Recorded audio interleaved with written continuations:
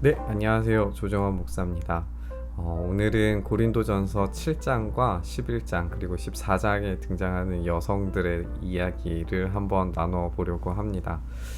음, 제가 이제 고린도 전서를 공부하면서 이렇게 영상을 찍고 있는데, 공부를 하면 할수록 사도 바울이 던지려고 했던 일관적인 메시지들을 좀 발견을 하게 되는 것 같아요.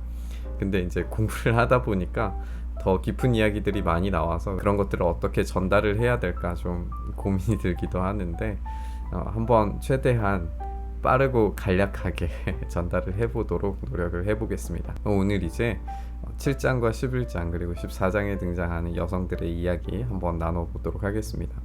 우선 7장을 좀 정리를 하면 7장 1절에서부터 24절은 결혼에 관련된 이야기가 나오고요. 그리고 25절부터 40절까지는 처녀들과 독신 여성들에 대한 이야기로 진행이 됩니다. 전에 영상에서도 다루었지만 당시의 여성들은 아주 일찍 결혼을 하고 쉽게 이혼을 당할 수 있었습니다. 특히 여성들의 경우에는 12세 정도에 이제 결혼하는 경우가 다분했고, 혼자 된 여자의 경우에는 1년 안에 결혼해야 됐어요. 그렇지 않으면 이제 벌금을 매길 수 있었다고 제가 그렇게 설명을 해드렸었는데, 이렇게 쉽게 이혼 당하는 것과 또 결혼 사이에서 하나님께서 정하신 어떤 창조 원리로서의 결혼 생활을 유지하는 것은 쉽지 않은 일이었을 겁니다.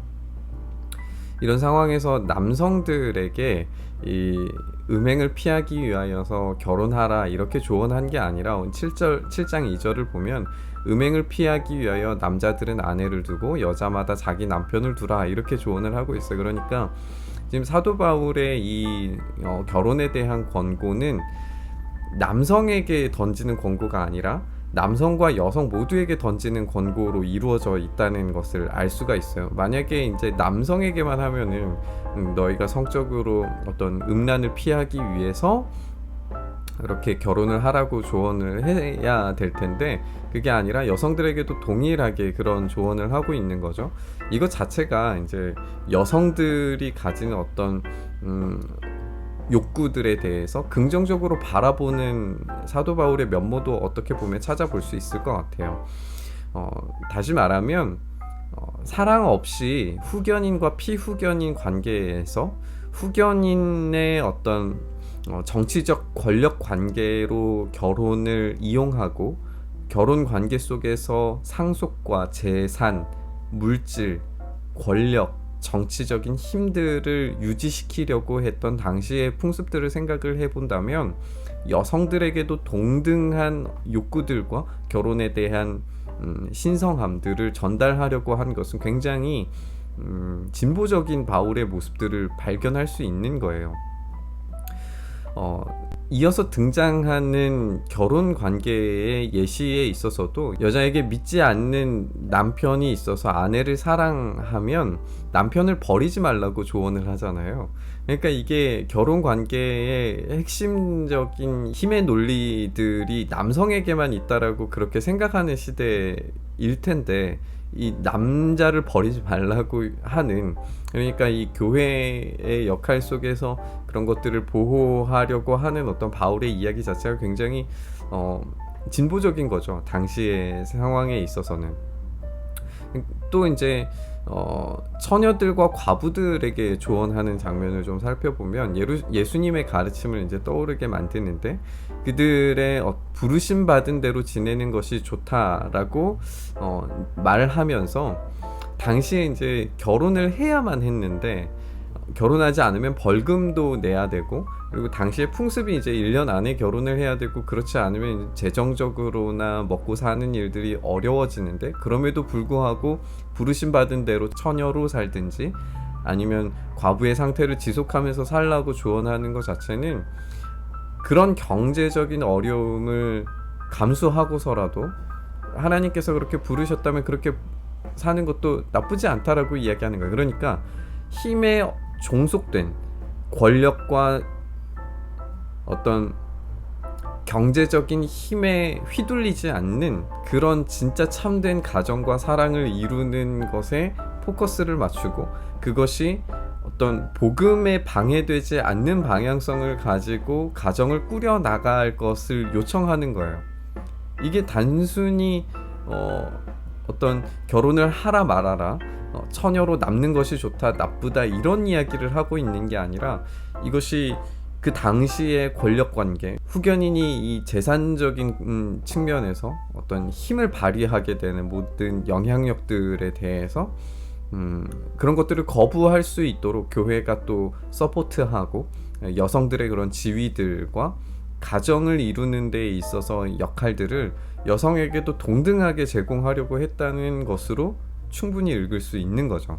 따라서 바울의 이런 관계 속에서 교회의 역할이 굉장히 중요해져요. 바울의 권고는 그리스도인으로서 이처럼 바람직해 보이지 않는 세속적인 사회의 압력에 저항해서 결혼 관계를 하나님께서 주신 것으로 받고, 그리고 그런 부르심과 복음의 목적성에 합당하게 가정을 이루어가는 것을 이야기하는 것으로 볼 수 있습니다. 그래서 이런 교회 안에서의 역할이 굉장히 중요해지는 거예요.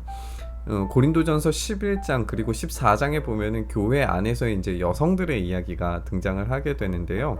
우리가 이 11장과 14장을 읽으면 또 교회가 여성들의 어려움들을 책임져 주고, 그들이 처녀로 남을 수 있든지 아니면 이제 과부로 계속해서 지낼 수 있도록, 그래서 복음에 합당한 역할들을 감당할 수 있도록 돕는 일들을 지속해야 되는데, 11장과 14장을 보면은 이 교회 안에서의 역할, 여성들의 역할을 되게 낮추는 것처럼 보인단 말이에요. 그런데 이 11장과 14장은 지금 예배 장면에 있다라고 하는 것을 놓쳐서는 안 될 것 같습니다. 왜냐하면 고대 로마 사회에서 결혼한 여성이 공공장소에서 자신의 품위를 나타내기 위해서는 두건을 써야만 했다는 사실을 우리가 기억을 해야 돼요. 그리고 결혼한 여성이 공예배 상황에서 두건이나 그리고 너울을 쓰지 않는 것은 사실상 이제 관계를 맺고 싶어하는, 성적인 관계를 맺고 싶어하는 모습으로 충분히 간주될 수 있었습니다. 그러니까 이런 모습들을 예배 안에서 보이지 말라고 하는 거예요. 당시에 이제 훌륭한 여성들, 일반 사회 여성들조차도 머리를 드러내놓고 다니는 것은 굉장히 문란한, 광분한, 정신 나간 그런 여성들로 표현을 하기도 해요. 왜냐하면 디오니소스 제전을 보면은, 디오니소스 제전이 이제 디오니소스가 술의 신이잖아요. 그 술의 신이어서 술에 만취한 여성들이 정신을 완전히 잃을 정도로 술을 마셔서 머리를 풀어 헤치고 숲을 막 헤매다가 만나는 것마다 다 막 사지를 찢어 발기는 그런 것이 이제 예배의 형식 중에 하나였어요. 그래서 기록에 따르면은 디오니소스나 키벨레, 이시스의 제의에서 헝클어진 머리카락과 머리를 젖히는 것은 제의에서 여자들이 광분했다 라고 하는 대표적인 상징이었다라는 그런 기록이 있습니다. 그러니까 단순히 여성에게 어떤 규칙을 부과하기 위해서 머리에 무언가를 써라, 여자들은 교회에서 잠잠해라, 이런 이야기가 아니라, 그런 모습들이 머리를 아무것도 쓰지 않고 드러내고 있는 모습이라든지, 아니면 정말 흥분해서, 나중에 이제 그 14장의 내용들이 예언과 방언에 대한 이야기들과 연결이 되어져 있는데, 그렇게 막 흥분해서 이야기하는 이야기들 자체가 이교 신전에서 벌이는 예배의 모습과 닮아 있을 수 있다는 거죠. 그러니까 그런 모습들을 제거하고 예배 안에서 어떤 질서와 서로에게 보여주는 품위와 품격들을 지켜서 예배를 진행하라고 하는 사도 바울의 권고예요. 그러니까 이거는 사실상 이제 예배의 틀 안에서 그때 당시에 이교 신전에서 벌어졌던 예배의 방식들을 그 당시 사람들은 너무나 쉽게 떠올릴 수 있었기 때문에 그런 것들을 제거하라고 한 거지, 이것이 어떤 성차별적인 방식의 권고는 아니었다는 겁니다. 사실상 이제 11장 11절 12절에 보면은 여기에서 이제 사도 바울이 가지는 남자와 여자의 관계를 아주 잘 보여준다고 생각을 하는데요. 남자 없이 여자만 있지 않고 여자 없이 남자만 있지 않으며 여자가 남자에게서 난 것 같이 남자도 여자로 말미암아 났다, 이렇게 이야기를 해요. 그러니까 사도 바울이 생각하는 남성과 여성은 그 자체로서의 존엄한 인격을 가진 존재로 둘 다 존재해야 됩니다. 누구 하나가 종속되거나 누구 하나가 그 힘의 역학 관계 아래에 놓여 있는 관계를 절대 원하지 않아요. 앤서니 티슬턴의 이야기를 한번 들려드리려고 하는데요. 바울은 성평등을 성적인 획일성이나 성의 교차 가능성과 혼동하려고 하는 태도는 전혀 좋아하는 것처럼 보이지 않습니다. 존중과 품위의 원칙을 무시하는 태도는 더욱 싫어합니다. 남성과 여성이라고 하는 인간 정체성의 조건인 성적 차이는 공적인 예배 속에서 하나님에 대한, 그리고 다른 사람에 대한, 그리고 자아에 대한 존중을 구체화하는 방식들로 표현되어야 한다라고 그렇게 생각을 했어요. 그러니까 다양성 속에서 그 자신의 자아를 잃지 않는 다양함을 추구하고 그 다양함 안에서 그리스도를 높여드리고 하나님께서 우리에게 부여하신 다채롭고 다양한 아름다움들을 마음껏 드러내는 것이 이 예배의 본질이라고 생각을 했던 거예요. 그러니까 서로 다른 은사들과 서로 다른 어떤 모습으로 우리 주님께 그 각각의 지체로서의 역할들을 감당해야 됐다고 하는 이야기들도 이제 그렇게 연결이 되는 이야기예요. 그러니까 지금 이 시대가 이 남성과 여성의 갈등이 이제 극화되어져 가고 있는 이런 상황에서 교회가 여성의 인권을 세워주는 것 굉장히 중요하다라고 생각합니다. 여성들의 어떤 차별받는 방식의 어떤 임금 문제라든지 이런 부분들이 있다면 이런 것들을 교회가 이런 메시지들과 이야기들을 충분히 낼 수 있어야 된다라고 생각을 합니다. 교회 안에서 이 여성들의 역할이 작은 것도 사실상 바울의 생각과 행동에 전혀 부합하지 않아요. 로마의 편지를 가지고 간 로마 교회, 그 대단한 로마 교회에 편지를 한 사도 바울의 편지를 가지고 간 사람이 여성 사역자 베베였어요. 그걸 생각해보면 바울의 동역자들 중에 여성들이 굉장히 많은 걸 발견하게 됩니다. 이 교회 안에서 여성들의 역할들을 전혀 무시할 수 없어요.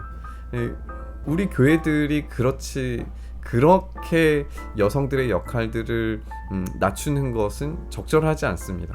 오히려 그들의 다양성들이 교회 안에서 드러나는 것이 맞다라고 생각을 해요. 그러나 한편으로 여성들이 진정한 남성성을 인정하는 것도 중요합니다.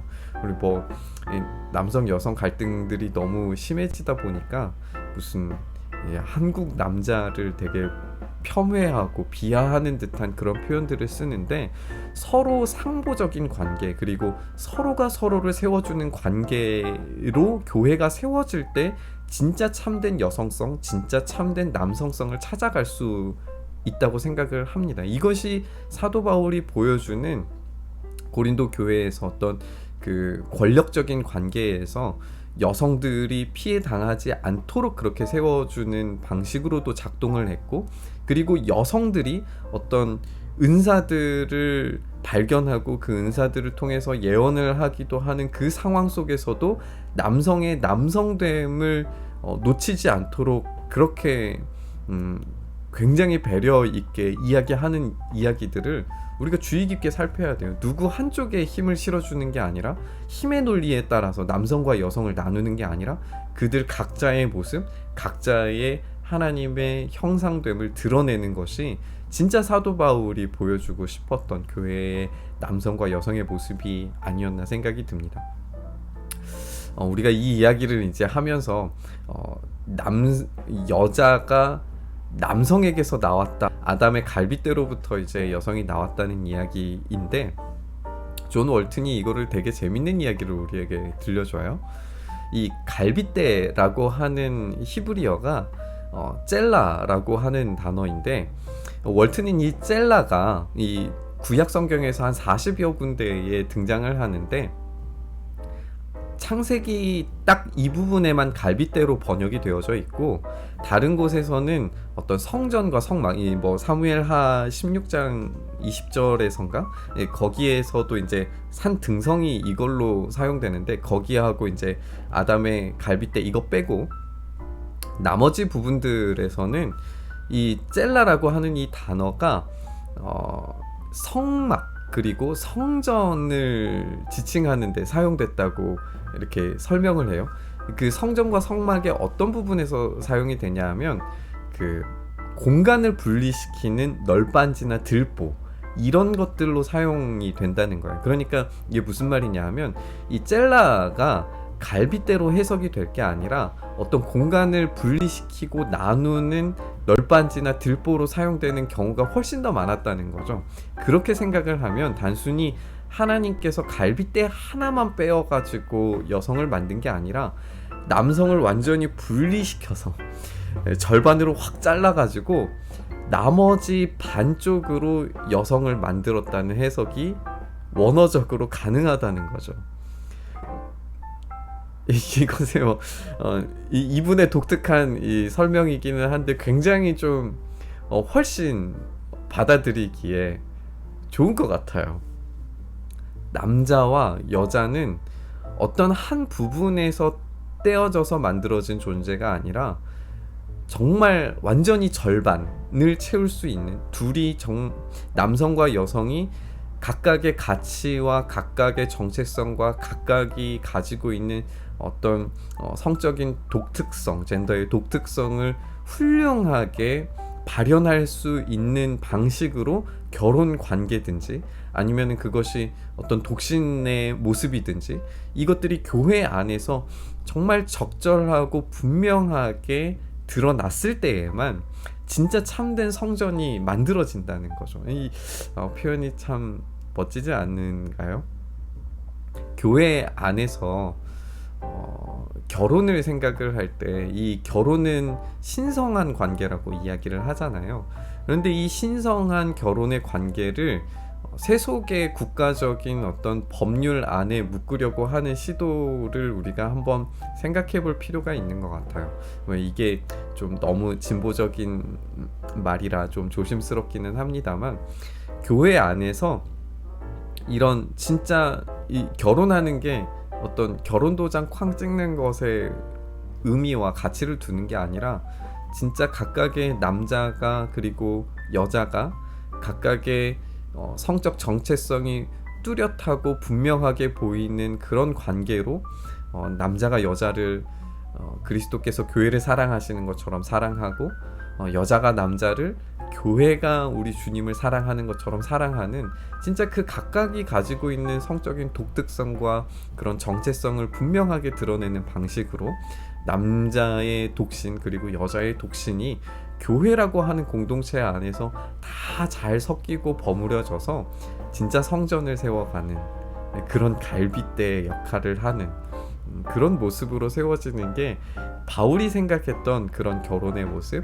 그리고 여성과 남성의 모습이 아닐까 생각을 해봅니다. 그렇게 생각을 해본다면 지금 사도 바울이 이야기하는 그런 이야기들 자체가 굉장히 진보적이에요.